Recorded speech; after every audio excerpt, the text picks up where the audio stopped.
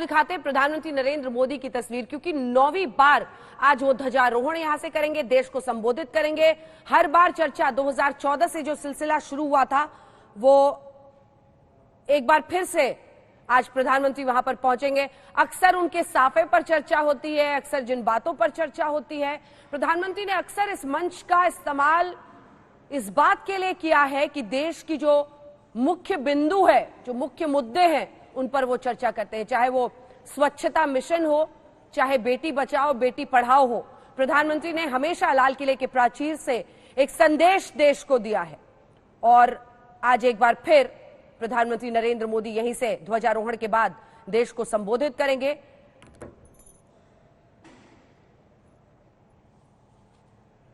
मेरे प्यारे देशवासियों, इसी के साथ संबोधन की शुरुआत होती है और उसका अंत उन नीतियों के साथ होता है, उस जानकारी के साथ होता है जो देश के प्रधानमंत्री आने वाले एक साल के लिए देश के लिए सोचते हैं। और फिर जय हिंद के नारों से जैसे पूरा इलाका, पूरी दिल्ली गूंज उठती है। आइए अब आपको जल्दी से दिखा देते हैं जो सुरक्षा के इंतजाम आज खास तौर पर किए गए हैं।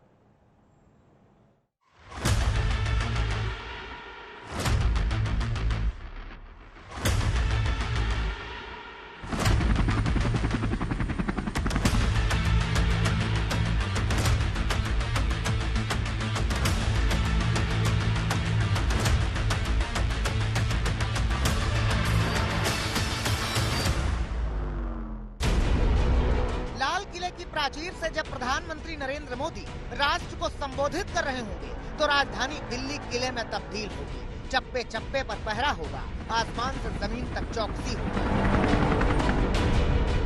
लाल किले की सुरक्षा की जिम्मेदारी एनएसजी, एसपीजी, अर्धसैनिक बलों के जवानों और दिल्ली पुलिस के हाथ में है।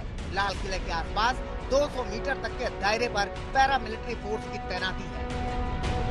भव्य समारोह में 7,000 से ज्यादा मेहमान होंगे तो 10,000 से ज्यादा पुलिस की तैनाती होगी। लाल किले के आसपास की छतों पर 400 से ज्यादा शार्प शूटर्स होंगे जो ड्रोन या यूएवी पर पैनी नजर रखेंगे। दिल्ली में धारा 144 लागू है। पतंग, गुब्बारे, चीनी लालटेन उड़ाने पर रोक है। अगर कोई ऐसा करते पकड़ा गया तो उसे दंडित किया जाएगा।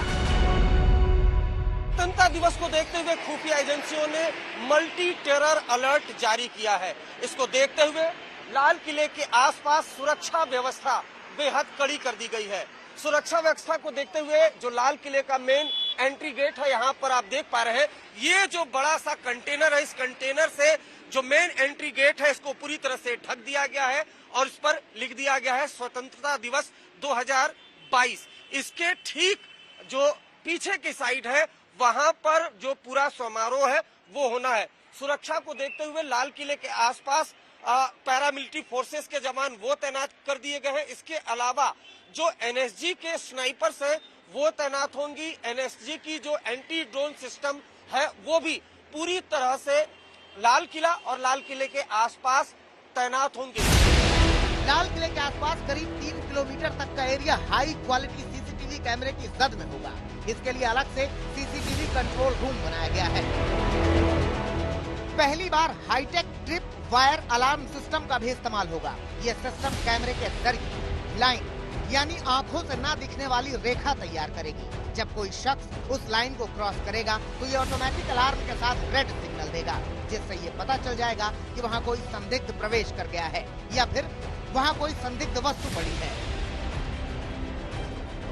लाल किले के आसपास के हर घर, हर होटल, हर गेस्ट हाउस, हर रेस्टोरेंट पर सुरक्षा बलों की नजर है। दिल्ली की सीमा पर सख्त बैरिकेडिंग होगी।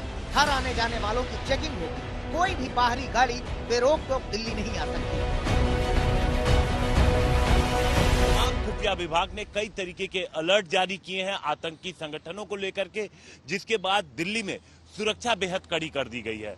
आप देखिए इसी तरीके के बैरिकेड कई जगहों पर लगाए गए हैं दिल्ली में और वहां पर जो दिल्ली पुलिस के जवान, पैरामिलिट्री फोर्सेस के जवान मौजूद हैं, वो तमाम गाड़ियों को रोक करके चेक कर रहे हैं, पता लगाने की कोशिश कर रहे हैं और इसके अलावा कई जगहों पर सीसीटीवी भी लगाए गए हैं और कंट्रोल रूम से लगातार उन पर नजर रखी जा रही है। समारोह के लिए दिल्ली में ट्रैफिक रूट में भी बदलाव किया गया है। सुबह 4 बजे से सुबह 10 बजे तक लाल किले के आसपास के कई रूट बंद होंगे। मसलन नेताजी सुभाष मार्ग, दिल्ली गेट से छत्ता रेल तक, लोथियन रोड, जीपीओ दिल्ली से चट्टा रेल तक, एसपी मुखर्जी मार्ग, एचसी सेन मार्ग से लाल किला तक, चांदनी चौक रोड, फाउंटेन चौक से लाल किला तक, रिंग रोड, सुभाष मार्ग से निषाद राजमार्ग, एस्प्लेनेड रोड, सुभाष मार्ग से लिंक रोड तक, रिंग रोड, राजघाट से आईएसबीटी तक, आउटर रिंग रोड, आईटीबीपी से सलीमगढ़ बाईपास तक। इस बार कश्मीरी आतंकियों के साथ साथ खालिस्तानी और इस्लामिक आतंकियों से भी खतरे का अलर्ट है, इसीलिए सुरक्षा को ज्यादा ही चाक चौबंद है।